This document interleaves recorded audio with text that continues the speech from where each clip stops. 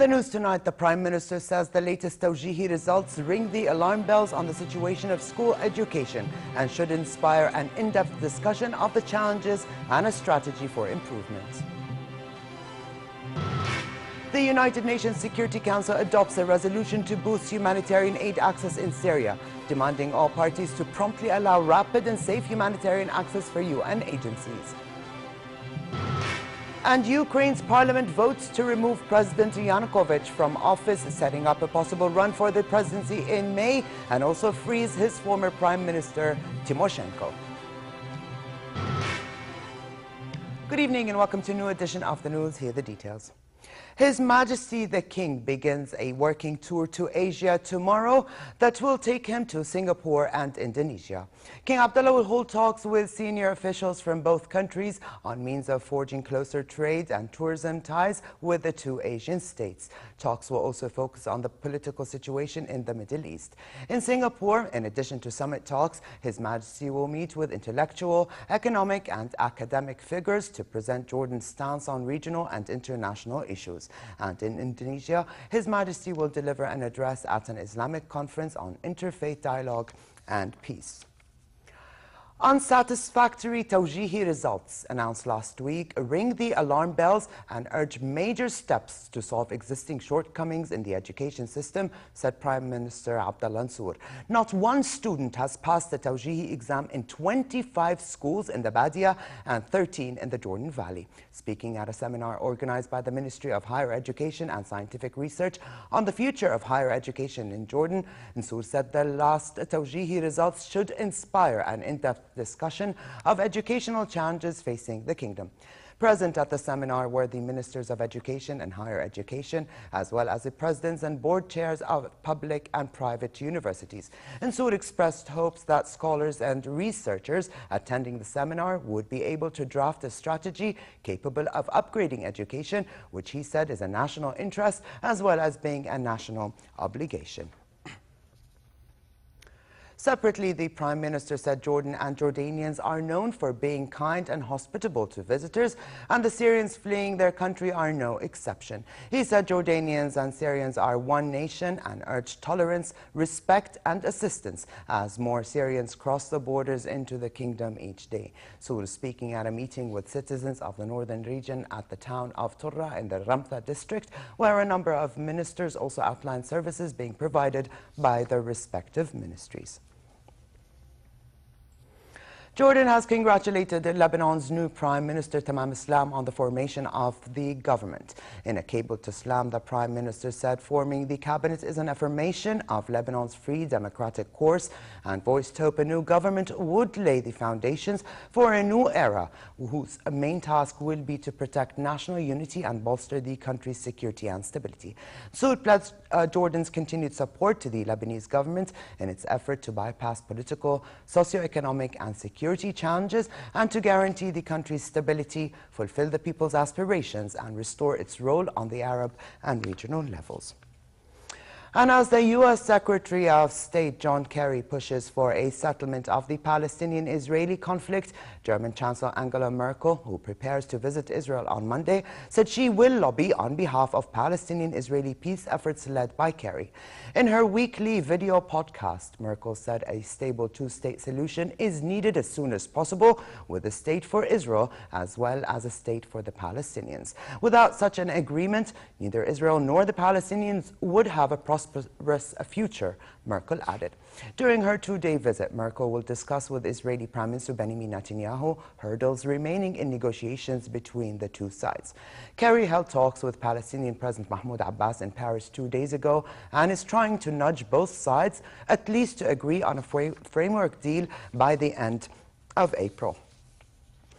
The UN Security Council today unanimously adopted a resolution to boost humanitarian aid access in Syria. The resolution demands that all parties, in particular the Syrian authorities, promptly allow rapid, safe and unhindered humanitarian access for UN humanitarian agencies and their implementing partners, including across conflict lines and across borders. The United Nations says 9.3 million people need help and has threatened to take further steps in the case of non-compliance by the parties. Speaking after the vote, UN Secretary General Ban Ki-moon said the resolution should not have been necessary, adding that humanitarian assistance is not something to be negotiated. It is something to be allowed by virtue of international law. Profoundly shocking to me is that both sides are besieging civilians as a tactic of war. Some 200,000 people are under siege in government-controlled areas and 45,000 in opposition-controlled areas. More broadly, this resolution highlights again the urgent need to end the conflict. The resolution asks Ban to report back to the Council in 30 days. On the ground, meanwhile, a Kurdish group captured the northeastern town of Tel Barak from fighters of the Islamic State of Iraq and the Levant, the ISIL, and other militants. According to the Syrian Observatory, the battle took place overnight and at least 28 fighters were killed, most of them Islamists.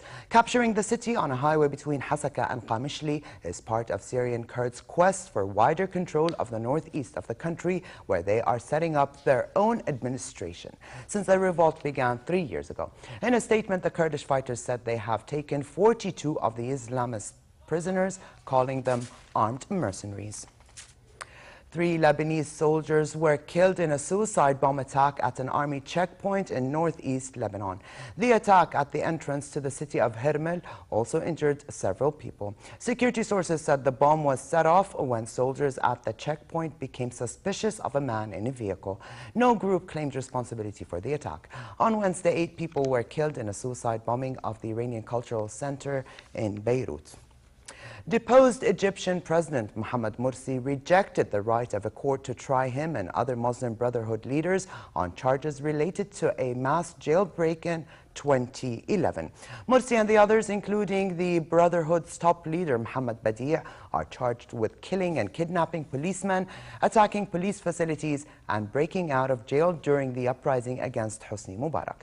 Speaking from a cage, Morsi, describing himself as the president of Egypt, said that as far as he's concerned, these procedures are void and he does not accept them. He also called on the Egyptian people to continue what he referred to as their peaceful revolution. The Ukrainian parliament voted to oust President Viktor Yanukovych and set an early election for May 25 after Yanukovych abandoned the capital but refused to resign. The newly elected parliament speaker announced the vote by 328 votes from 450-seat parliament. The parliament speaker declared Yanukovych unable to carry out his constitutional obligations. Commenting on the vote, Yanukovych said he had no intention of resigning or leaving Ukraine and that all decisions taken by parliament were illegal. Here's more on the day's events. As protesters patrol the grounds of Kiev's Independence Square, uncertainty fills the air. After days of clashes in the Ukrainian capital, a deal was reached on Friday to end the violence and bring in new political reforms. The reforms include early elections and curbing presidential powers. Protesters who were demanding President Viktor Yanukovych's resignation remain skeptical. I don't know. Events are developing very fast over the past days, so I don't even know what we can expect to happen today. People expect Yanukovych to resign, otherwise we don't have any other way out. Inside Parliament, political changes are already happening. The body has elected a new parliament speaker, replacing a Yanukovych loyalist who resigned due to poor health. The new authorities in Ukraine are starting to work and are beginning their work again to stabilize the country. The center of power in Ukraine is here in Parliament. The new speaker is an ally of jailed opposition leader Yulia Tymoshenko. She is now being released after Parliament voted to change the legal code to free her without a presidential signature. Yanukovych's whereabouts have remained a mystery since the signing of the deal. The Ukrainian opposition leader Yulia Tymoshenko had been held under prison guard for most of the time since she was convicted in 2011. The former prime minister was jailed for abuse of office over a gas deal with Russia. Her release could transform Ukraine by giving the opposition a unifying leader and potential future president. The EU had long considered her a political prisoner, and her freedom was one of the main demands it had for closer ties with Ukraine. And so the president of Ukraine fled his residence on the outskirts of Kiev, leaving protesters and journalists free to explore the lavish estate. Yankovic's over 1,300 dunam estate features a huge man-made lake on which floats a full-size pirate galleon, complete with a casino and a banqueting hall. He also owns a private petting zoo, golden toilets, and his garage is filled with dozens of luxury cars, motorbikes, and classic vehicles.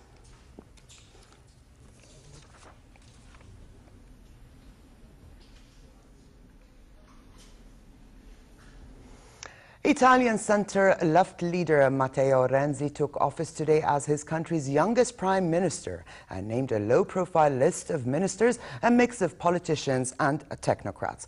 With an average age under 48 and comprising 16 members, the cabinet is one of the smallest and youngest in recent Italian history, with half its members being women, the highest proportion ever.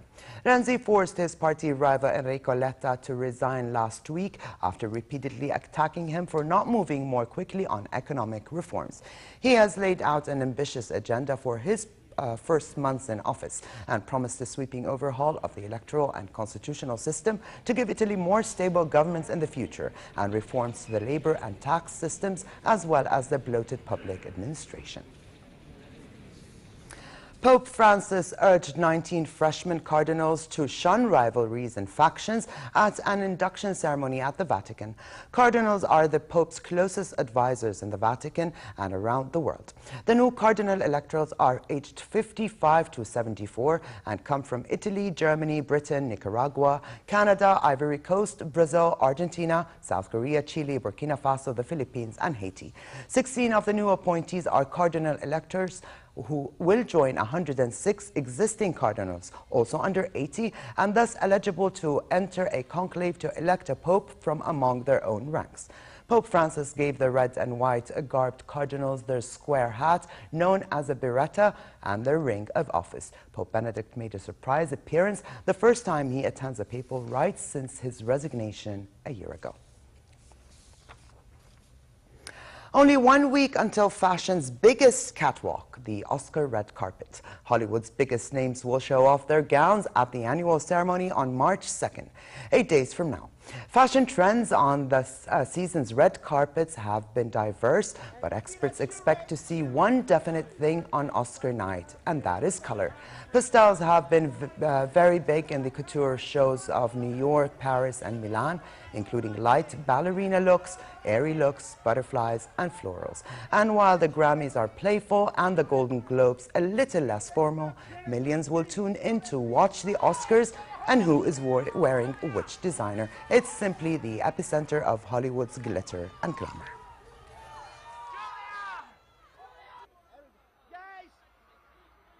Guys, safer!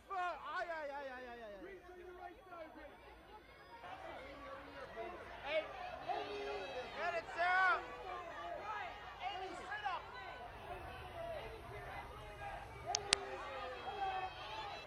Misha, start to your right!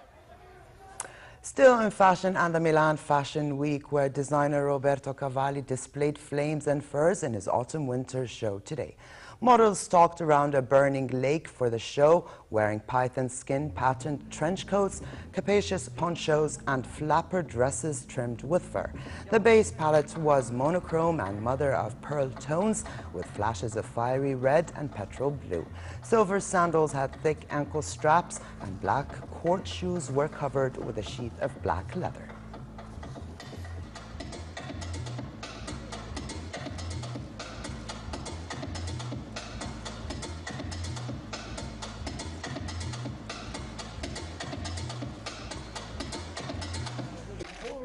And I will pray for Brazil too.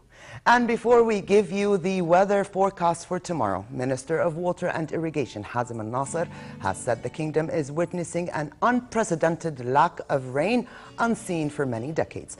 In a statement, the minister called on all stakeholders in the water sector to draw up an emergency plan to deal with what he called a drought facing the entire region. The minister said available water resources are unlikely to meet the needs of the population in the summer, especially in light of the continued influx of Syrian refugees into the kingdom. However, the statement said the Water Authority will continue to supply water according to the existing water distribution program. And finally, it'll be partly cloudy tonight with a chance for light rain, hopefully, in the northern regions, while winds will be southwesterly moderate. A slight drop in temperature is expected tomorrow with a chance for light rain in the northern and central regions. The Gulf of Aqaba should expect fair conditions tonight, but relatively warm tomorrow with northerly moderate to brisk winds and calm seas. Here now is a look at temperatures forecast for tonight and tomorrow.